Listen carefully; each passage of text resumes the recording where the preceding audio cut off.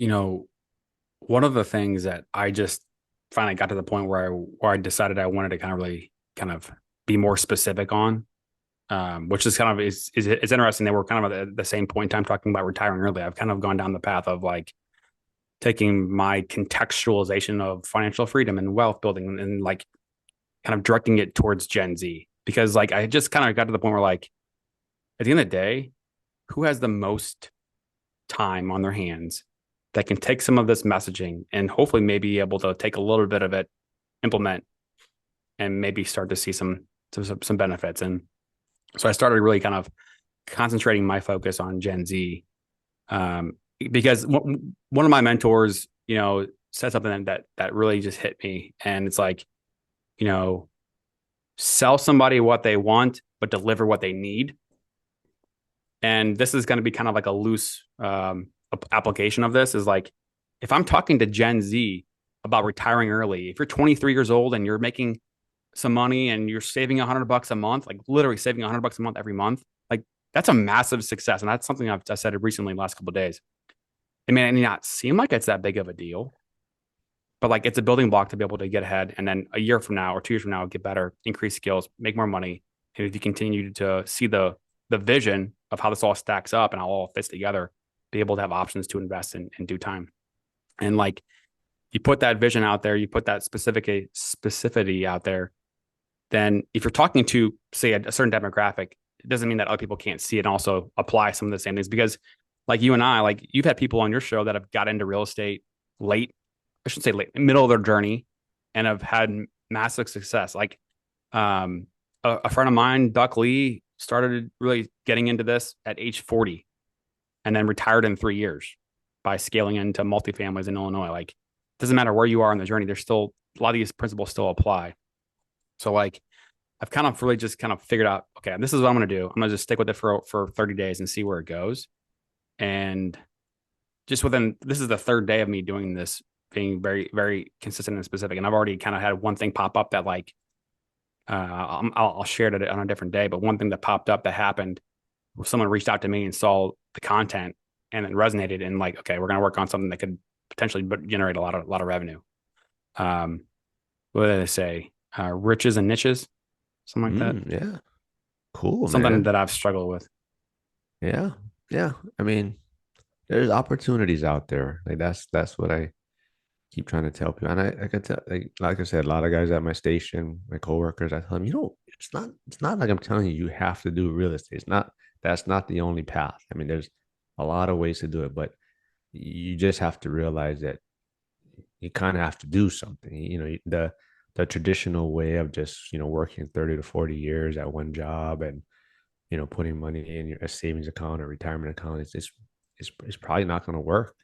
So you really got to look for different avenues and do something else on your own. And like I said, it doesn't have to be real estate. It's more of just that mindset, right? But Yeah. hold on, I gotta pause this real quick. I gotta make a phone call, and Joe knows what it's for. Hold on.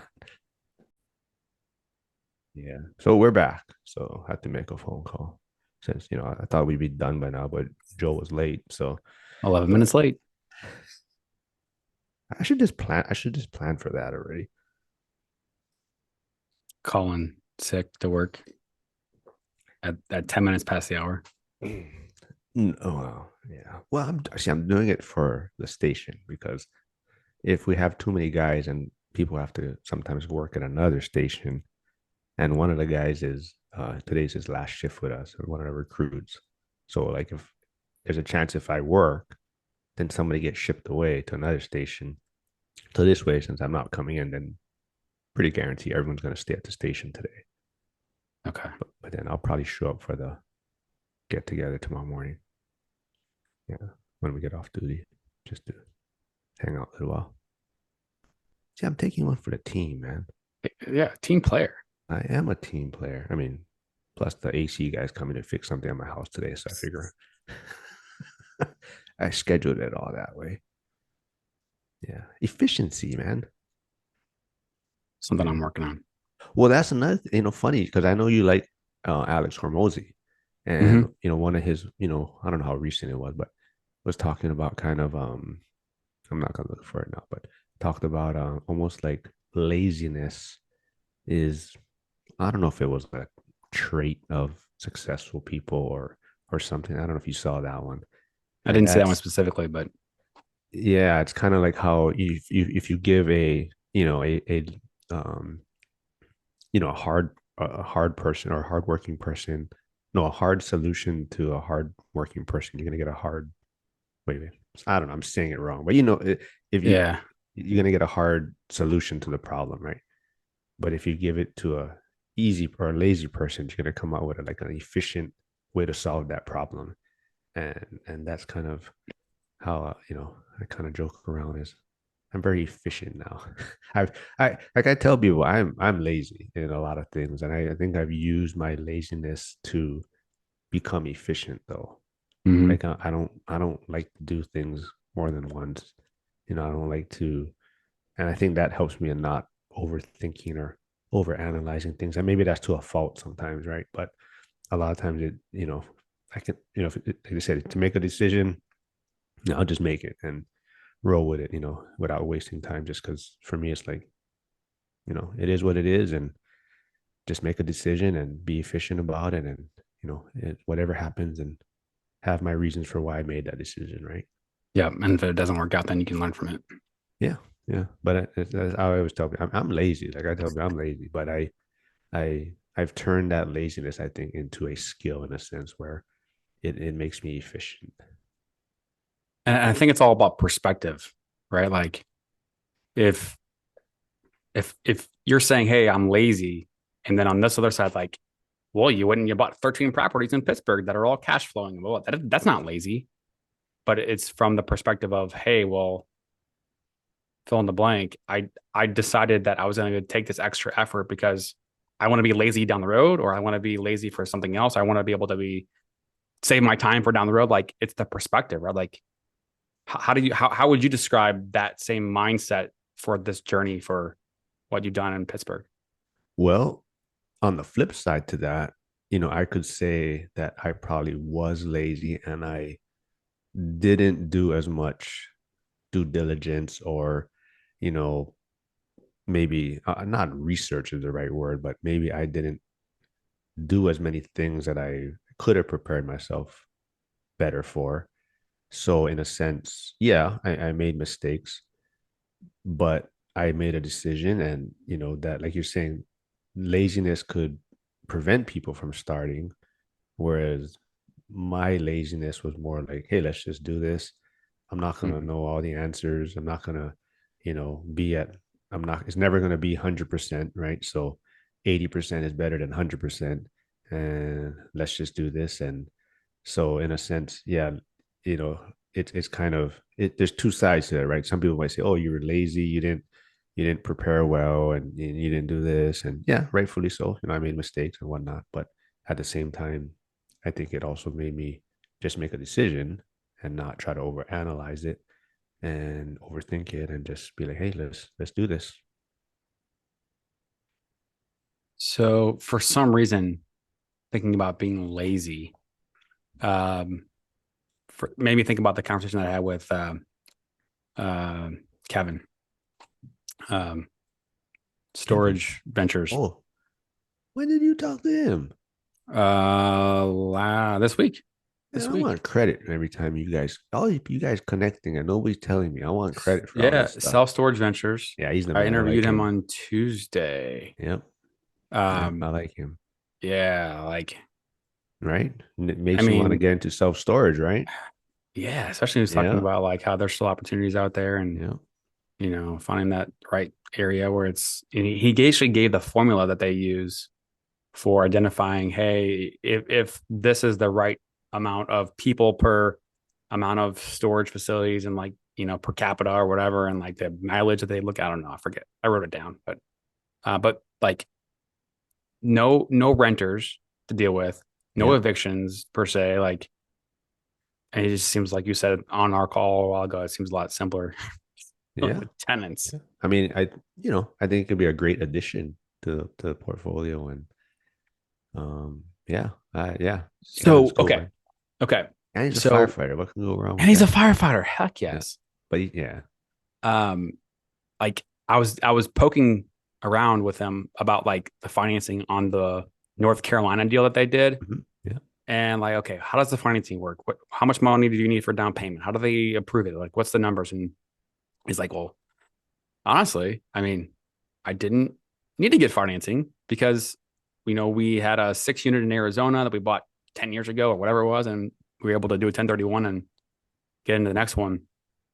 It's like, I want to say it out loud because like you can't get to, what you see on Instagram with how many millions of portfolio, whatever, you can't get there without the early stuff, the stuff that you do at the very beginning. Um, but yeah, like that whole world is something that I don't know anything about, and looking forward to digging deeper into some of the Yeah. content out there and learning Yeah. more.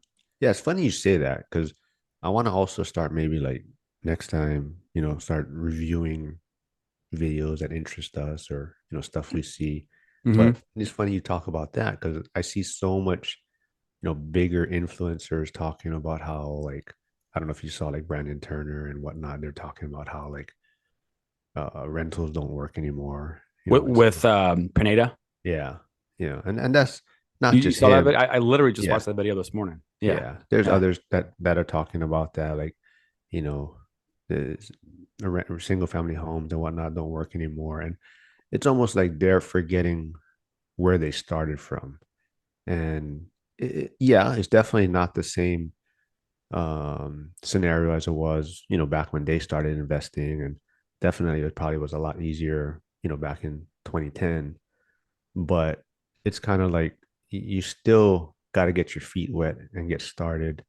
And that's kind of what frustrates me is it's almost like they're wanting you. I'm sure part of it is they want you to invest with them, and they want you to be private lenders for their deals and whatnot. yeah, But it's kind of like they're forgetting where they built their wealth from or how they got started. yeah, yeah. I mean, like, there's there's opportunity out there for sure in underserved markets that, like I know there's a certain spot of St. Louis right now that over the last 4 years, values have basically doubled because it's a part of town that just the values aren't. If you take a certain house dimensions and put it into a different market, different part of town, it's like double or triple the value, right? In this market, values have pretty much doubled, 50% or 100% doubled, just because the cost of construction has gone up so much. Like you can't build that house for what it's listed at right now. And I'll give you a dollar example, like $100,000, a $70,000 property, is now worth 140, 150, like within 4 years. And there's people that I'm personally seeing, like that are seeing kind of a longer vision that are going in and not necessarily always rehabbing, but even like adding square footage, and doing things kind of outside the box to be able to build value and then kind of quartering the market of a neighborhood or an area and like just building from scratch, kind of, leading the way. But there's always going to be opportunities. And what the one thing that's not going to change is that there's still a lack of inventory. I mean, the single family housing part of it, I mean, there's stats out there like 5 or 6 million of shortage of single family houses. That's not going away anytime soon. So there's always going to be opportunity in real estate to be able to find value. Yeah, yeah, yeah. I mean, it's hard, because there's so much noise out there, and there's so much other people that are, you know, probably making money on social media by promoting all this doom and Yeah. crash coming, and hey, more power to them. I mean, they're doing what they're doing, but however, that makes it hard for a lot of people to, you know, see maybe really what's going on out there, or just be around people that are still making it work. Like Jeremy, like we just talked about Jeremy, who found a deal on the MLS, for his seventh house hack, which was such a great deal that he had to come out of retirement to do another house hack, but people are still doing it, and like even like Kevin, like you said, he found a self storage deal, and I don't know if you follow him too much on Twitter, but every time I see him sending out letters, to different